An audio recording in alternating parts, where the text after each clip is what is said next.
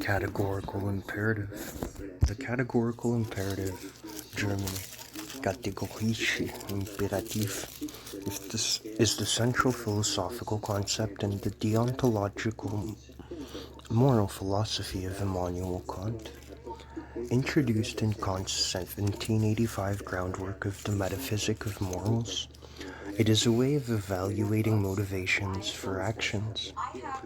It is best known in its original formulation: act only according to that maxim whereby you can, at the same time, will that it should become a universal law. According to Kant, sentient beings occupy a special place in creation, and morality can be summed up in an imperative, or ultimate commandment of reason, from which all duties and obligations derive.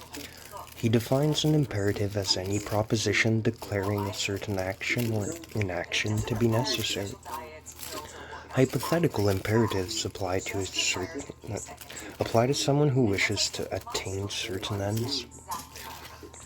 For example, I must drink something to quench my thirst, or I must study to pass this exam. A categorical imperative, on the other hand, denotes an absolute, unconditional requirement that must be obeyed in all circumstances and is justified as an end in itself. Kant expressed extreme dissatisfaction with the popular moral philosophy of his day, believing that it could never surpass the level of hypothetical imperatives. A utilitarian says that murder is wrong because it does not maximize good for those involved. But this is irrelevant to people who are concerned only with maximizing the positive outcome for themselves.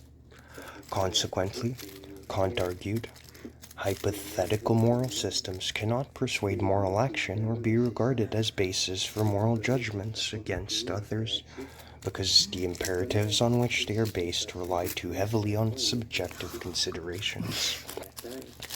He presented a deontological moral system based on the demands of the categorical imperative as an alternative.